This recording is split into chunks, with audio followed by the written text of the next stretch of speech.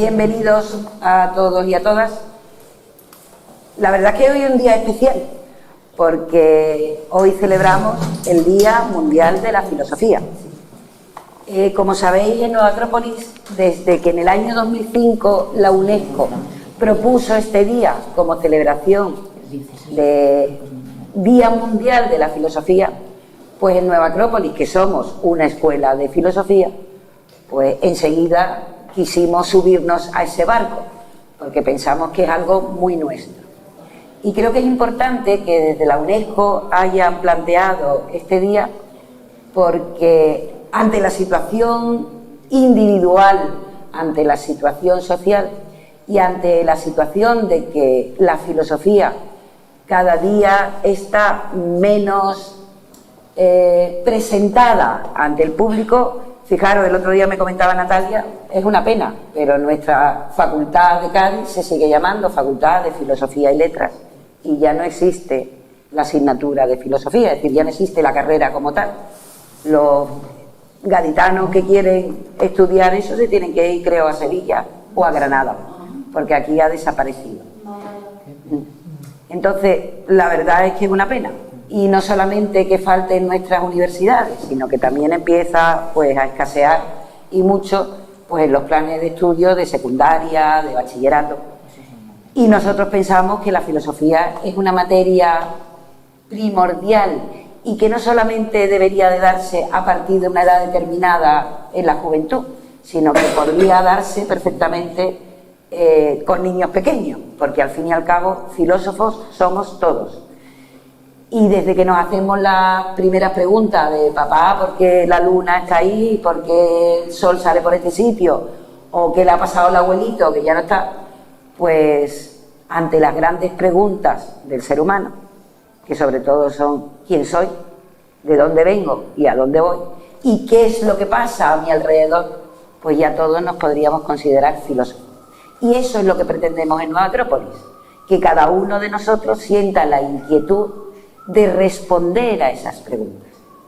Nosotros decimos que Nueva Acrópolis es una escuela de filosofía a la manera clásica y no clásica, porque si nos quedáramos en lo clásico pues hubiéramos perdido el frescor de todas aquellas enseñanzas que hoy a hombres y mujeres del siglo XXI siguen dándonos respuestas a esas preguntas primordiales que todos tenemos, que son nuestras preguntas fundamentales.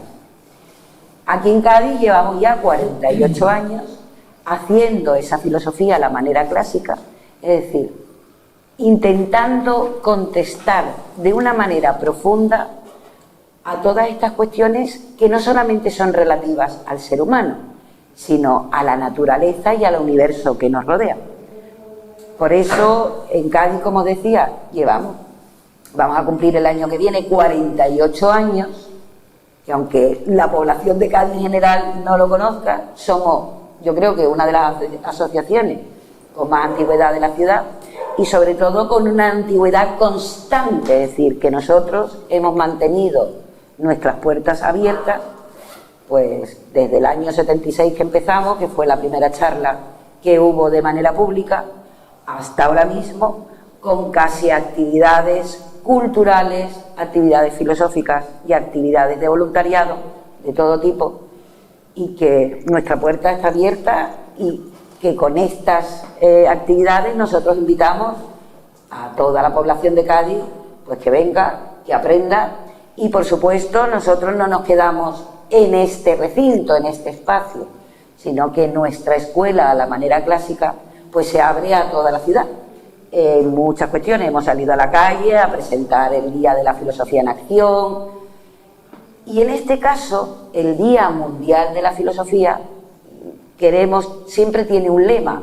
Hemos tenido el Día de la Filosofía en el cine, filosofía en las artes, y este año nos toca filosofía en acción, porque nosotros pensamos que la filosofía no es un hecho solo intelectual, sino que de nuestra mente tiene que pasar hacia lo que sentimos y, por supuesto, que se convierta en algo activo, en algo que podamos convertir en una acción. Por eso yo quería hoy titular la charla, la tertulia filosófica, porque yo voy a explicar un poquito, pero después quiero que hablemos, porque la filosofía es diálogo. Y si no existe un diálogo, pues no hay filosofía, porque todos somos, en realidad, como decía Pitágoras, amantes de la sabiduría.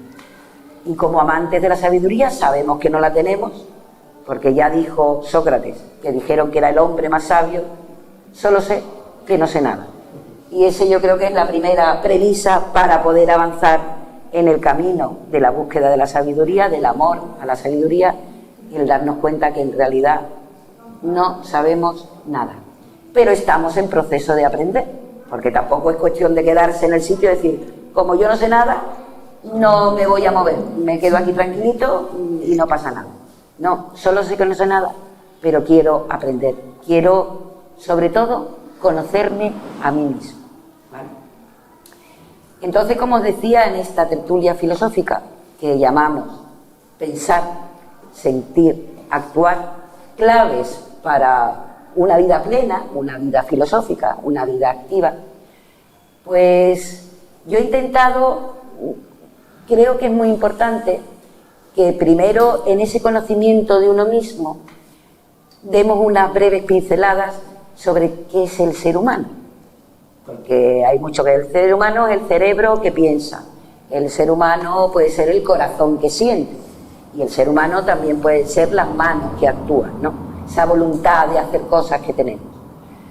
Pero me gustaría explicaros de manera muy breve, para aquellos, es que todos lo conocéis, pero para aquellos que venís por primera vez, pues explicaros de manera muy somera cómo nos cuentan muchas tradiciones antiguas que es el ser humano.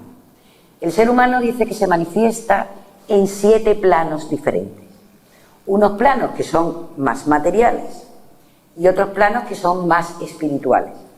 Porque nosotros, como escuela de filosofía, pensamos que no solamente materia, sino que somos algo más, un anhelo de nuestro espíritu, un anhelo de nuestro alma, que nos lleva a concebir y a tener conciencia de un mundo espiritual, es decir, de un mundo en relación ya no solamente con nosotros mismos, sino con los demás y sobre todo con el universo que nos rodea.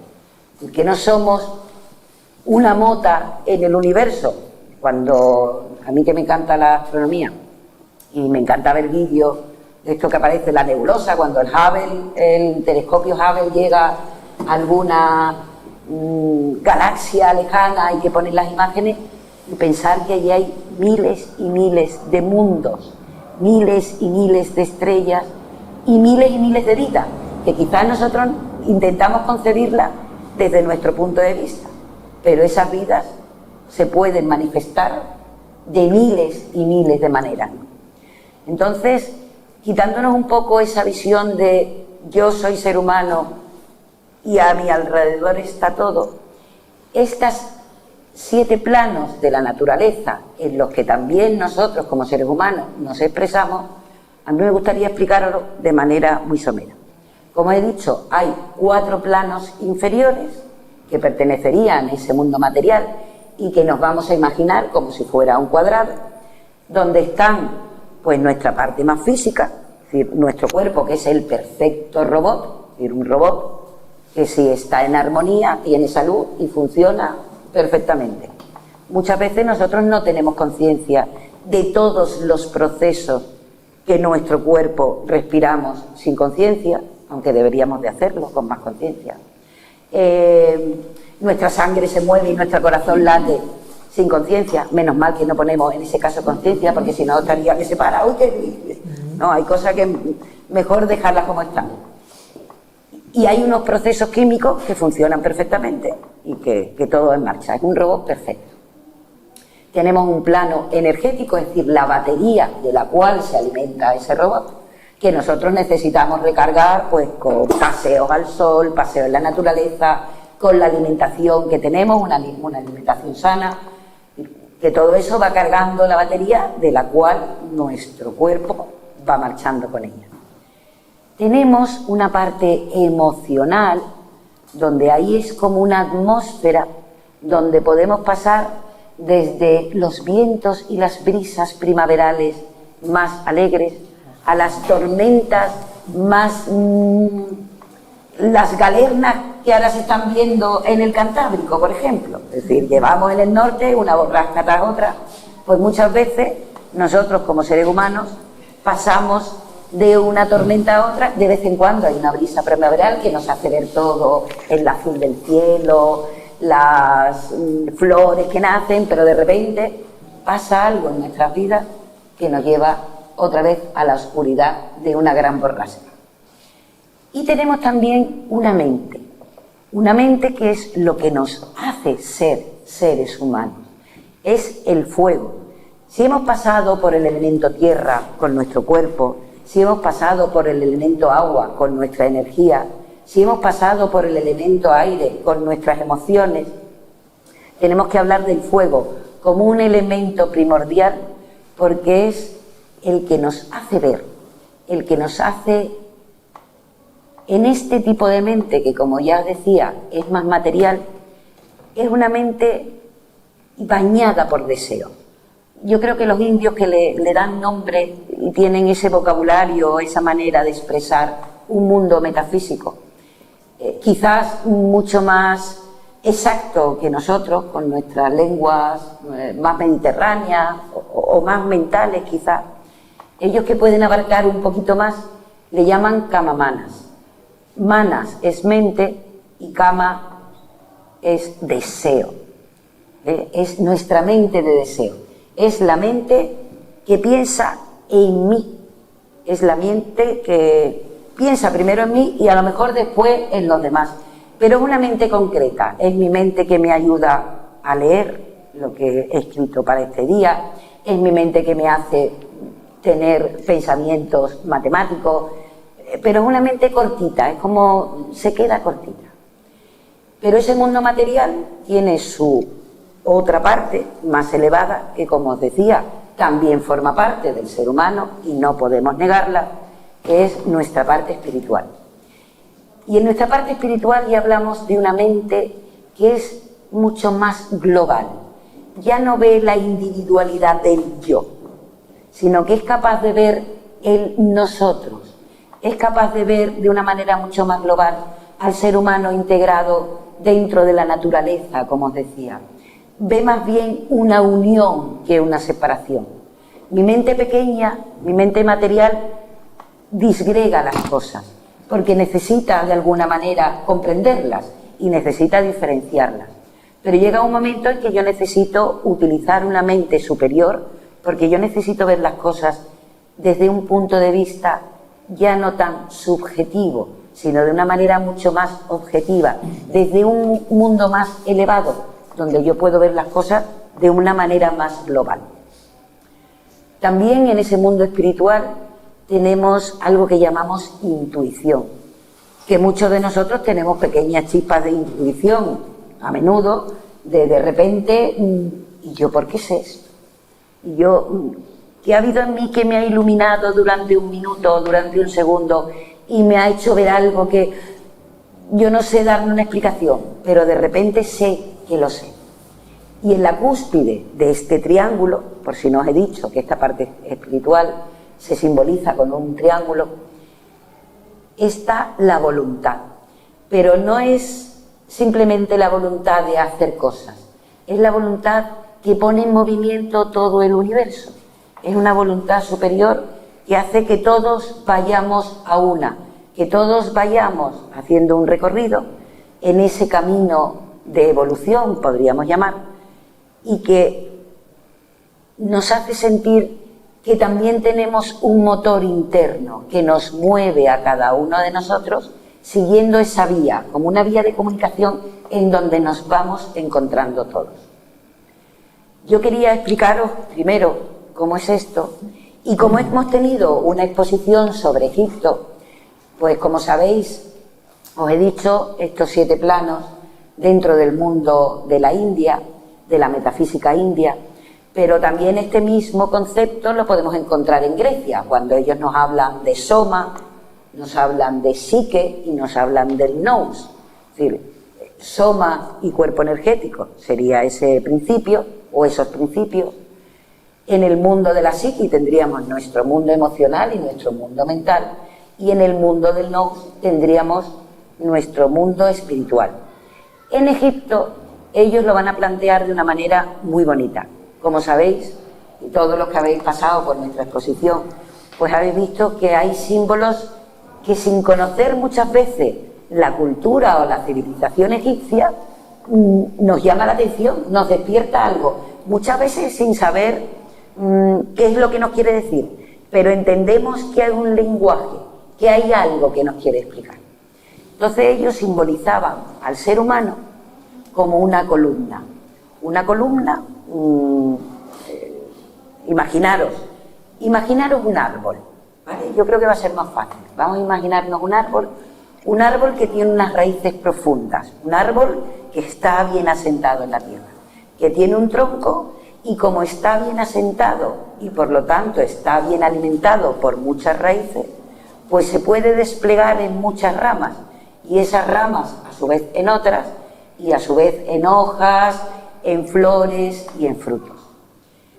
Ellos entendían esa integridad, esa estabilidad dentro del ser humano con una columna, que también podríamos hablar de un árbol, pero imaginaros una columna que tiene como en su cúspide un capital que está dividido en cuatro, ¿vale? En cuatro de manera horizontal. Vamos a hacer un ejercicio de imaginación. Yo podría haberme traído una imagen, haberos pintado, pero yo creo que también es bueno, estamos hartos de PowerPoint, estamos hartos de utilizar nuestra imaginación, y intentar hacerlo, que también es algo que movemos ya no de nuestra mente concreta, sino de nuestra mente más elevada, superior. Entonces imaginemos esa columna que está dividida en esos cuatro planos, o en ese capitel dividido en cuatro. ¿Qué es lo que nos quiere decir? Ellos entendían que el ser humano tendría que ser un ser íntegro, un ser estable. Y por eso nos hacen o nos hablan de esa imagen.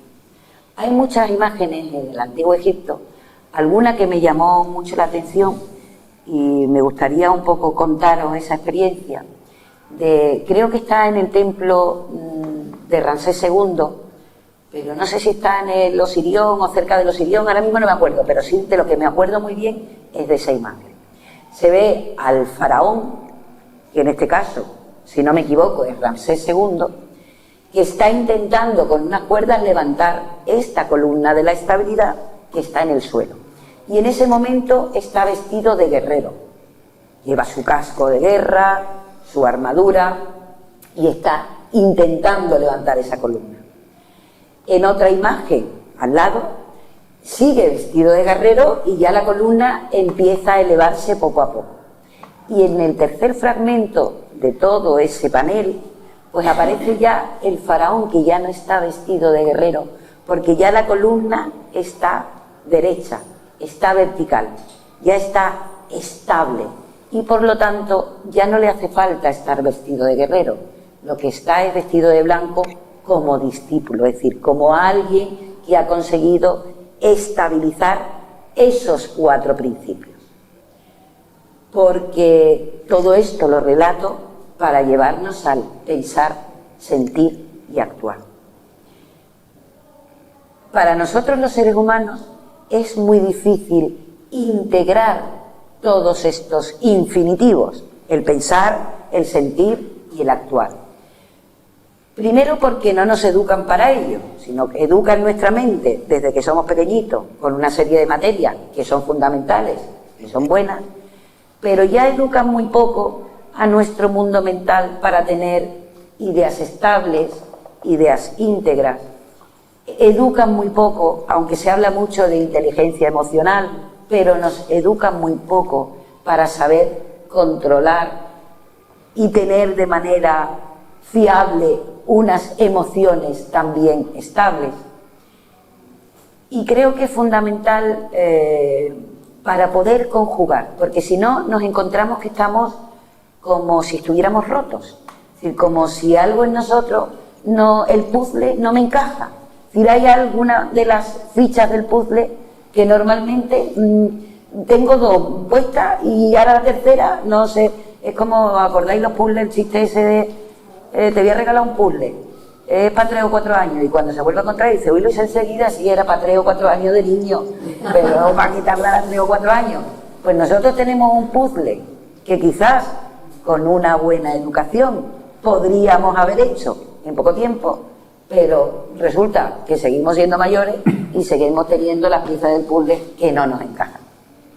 Por eso la filosofía es algo fundamental, porque la filosofía en su primera premisa es conócete a ti mismo, conoce todos aquellos planos que tú tienes, conócete como ser humano, es decir, conoce tu parte material, conoce tu parte energética, conoce tu parte emocional, tu parte mental y sobre todo ten en cuenta tu parte espiritual, porque sin esas 7 planos que están completamente enlazados unos con otros, pues no podremos llegar a ser hombres íntegros y hombres y mujeres estables, sino que nos quedaremos siempre con la fecha del puzzle que no puedo encajar en ningún sitio.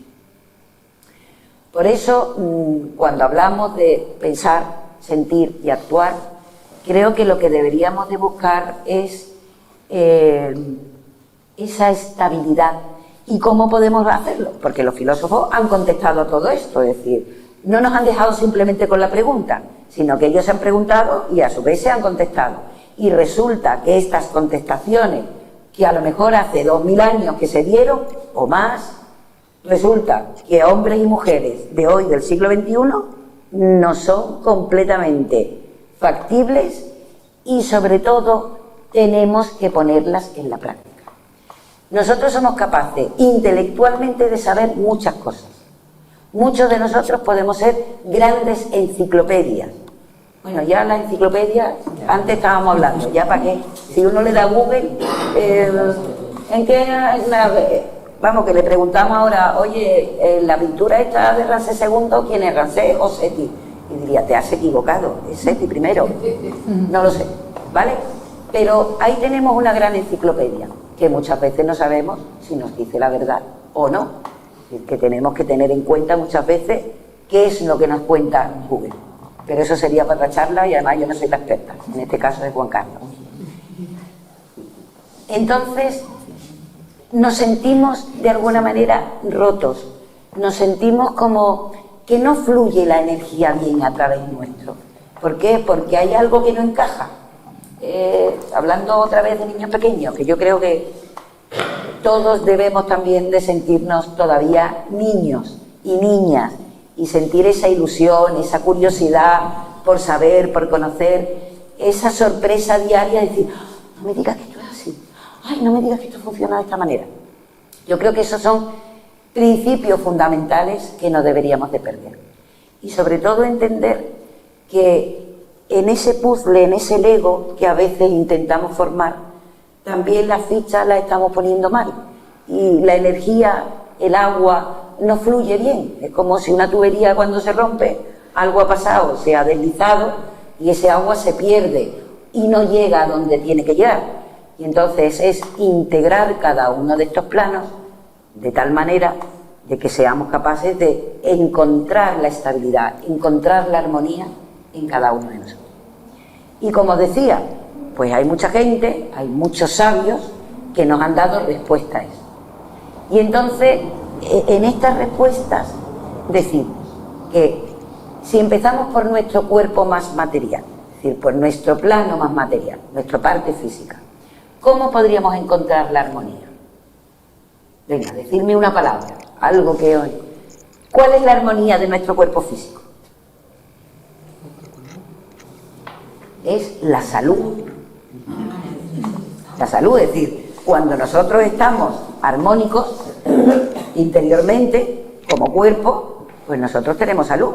Si tenemos nuestra, yo aquí hay médicos y personal sanitario, pero si tenemos, acompañándonos de ese cuerpo energético, tenemos una buena alimentación, respiramos bien, hacemos ejercicio, etcétera, etcétera, y nos cuidamos un poco, nuestro cuerpo físico va a tener salud, es decir, que va a encontrar su estabilidad, va a encontrar su armonía. En nuestra parte energética, ¿cuál podría ser esa armonía de nuestra parte energética? La energía, ¿cómo fluye? La energía no fluye de una manera constante. La energía fluye en ciclos. La electricidad fluye toda la energía magnética, todas fluye de manera cíclica. Es decir, sería encontrar nuestra armonía en nuestros ciclos, entender nuestros ciclos de acción y de descanso. ¿Qué es lo que nos pasa normalmente? O descansamos mucho, o estamos muy estresados, porque la vida es un continuo, hay que hacer muchas cosas, y a veces no encontramos el momento de respirar, de encontrar ese momento de descanso. Ayer lo hablaba con una compañera y me parecía, no sé, muy bonito la necesidad de aprender a respirar. La respiración tiene un ciclo y nosotros debemos de respetar esos ciclos respiratorios. ¿Qué pasa cuando respiramos muy rápido? Pues que se nos acelera todo y al final entramos en una súper nervioso, en ansiedad. Si respiramos muy lento, la vida se nos va y parece que vamos. Tenemos que encontrar un momento de aprender a respirar y de no pasar de ciclos de mucha actividad a ciclos de muy poca actividad. Mirar la música, que yo creo que es una de las maneras más bellas en las que el ser humano se expresa. La música hermosa, la música en la que encontramos belleza, tiene un ritmo determinado. Y ese ritmo es porque tiene unos silencios. De una nota a otra tiene que haber un silencio, tiene que haber, aunque sea un milésima de segundo, pero para que podamos distinguir esas dos notas diferentes. Y tiene que haber un silencio entre un instrumento y otro, para que podamos escuchar ambos instrumentos a la vez. Es decir, tiene que haber un ritmo, un ciclo, ¿vale? Eso sería para nuestra parte energética. Para nuestra parte emocional, ¿cómo encontrar esa armonía? Pues yo os propondría tener emociones que duren. Quizás el tiempo, sabéis, que es el gran sabio, es el que lo pone todo en su sitio en un momento dado. Y cuando a veces tenemos emociones que pasan muy rápido, y hoy me gusta esto y mañana me gusta lo otro, pero quizás deberíamos de buscar aquellas emociones que se convierten en sentimientos cuando duran en el tiempo.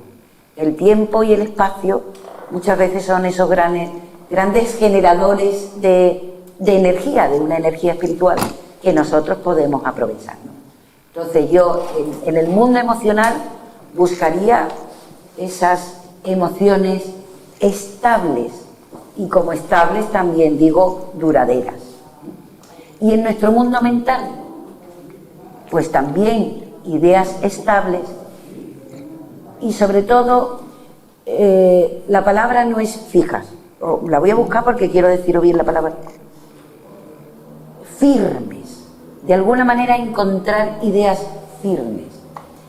Ese árbol del que os hablaba antes, que tiene raíces, tiene que tener unas raíces muy profundas para que pueda crecer hacia lo alto, porque un árbol o una planta a la que le faltan raíces, en cualquier tormenta, cualquier levantera de las nuestras, o bueno, que ha pasado con muchos árboles de nuestra ciudad, que hemos tenido un temporal y al no tener una buena raíz estable, pues de repente se han venido al suelo, ¿no? Se han caído. Pues nosotros con nuestras ideas, con nuestros pensamientos, muchas veces nos pasa lo mismo. Como nuestro mundo emocional es inestable, nuestras ideas tampoco son fijas, tampoco son permanentes. Es decir, hoy para las modas, no sé cuántas modas hemos vivido, además en esta aceleración del tiempo, cuántas modas estamos viviendo, no solamente a nivel de moda física, sino de moda emocional, de moda mental.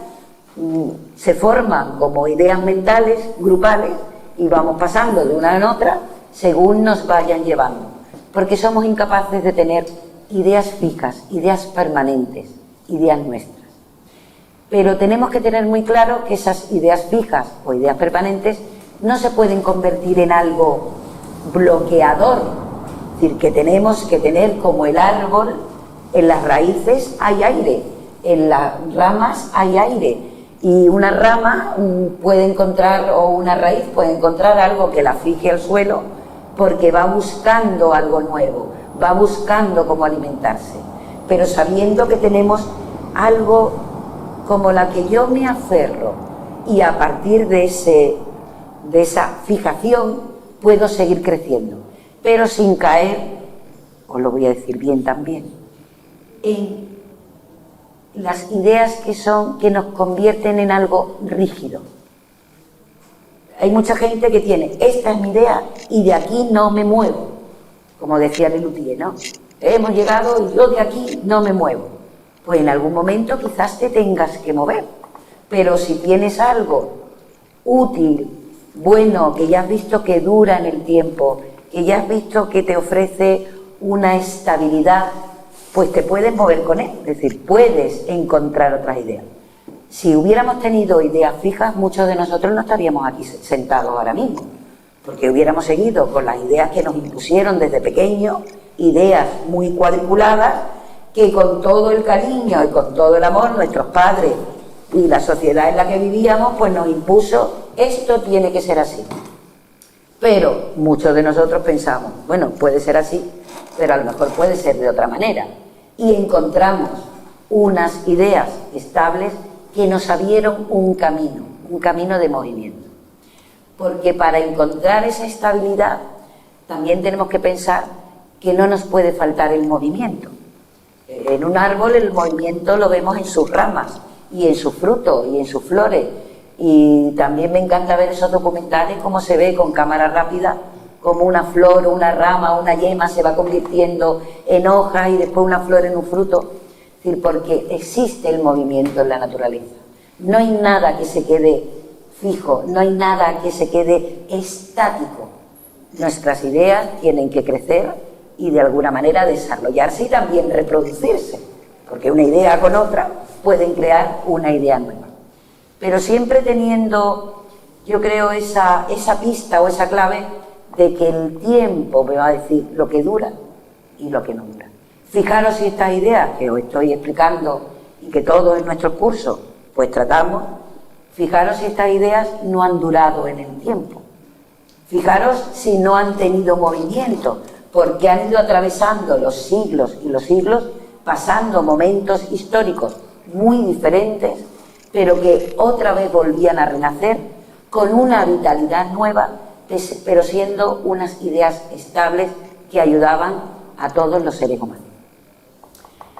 Y ahora también nos encontramos en un momento donde esa inestabilidad no solamente la vivimos como seres humanos, o esa desarmonía, sino que la estamos viviendo también como sociedad.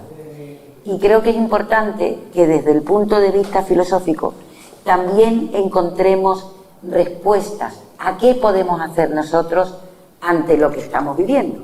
Es decir, como filósofos, ¿cómo trabajarlo? Porque hay mucha gente que dice, bueno, porque hay que hacer algo, hay que enfrentarse, hay que decir, la mejor reevolución es la evolución que propone la filosofía, porque la filosofía empieza por uno mismo, y es una filosofía, o es una una forma de pensar que nos ayuda a relacionarnos con los demás, que nos ayuda a tener una visión de mí mismo, pero también me ayuda a tener una visión del otro. Y para eso necesitamos, ante la desintegración, necesitamos fortaleza. Pero no es una fortaleza rígida, es una fortaleza basada en los valores que tanto hablamos últimamente y que tampoco vemos en el mundo que nos rodea. Parece que necesitamos hablar de valores, de virtudes, de fortaleza, cuando en realidad no la vemos alrededor. Pero es algo que no podemos esperar que venga de fuera, tenemos que trabajarlo cada uno de nosotros. Tenemos que hablar de integración, tenemos que integrarnos como seres humanos, cada uno con sus diferencias, y eso es lo bonito que tenemos, Eso es lo bello que tenemos, que somos altos, que somos bajos, que somos rubios, que somos morenos, que somos negros, que somos amarillos, que somos blancos, que somos hombres, que somos mujeres, que hemos vivido en la antigüedad, que estamos viviendo en el presente y que vamos a vivir en el futuro.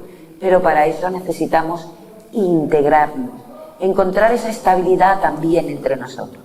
Y a la integración se llega a través del amor, se llega a través de la generosidad, se llega a través del verdadero interés en conocer al otro y no tenerle miedo, porque entre los seres humanos no debería existir el miedo, sino debería existir pues la comprensión, el respeto, la tolerancia.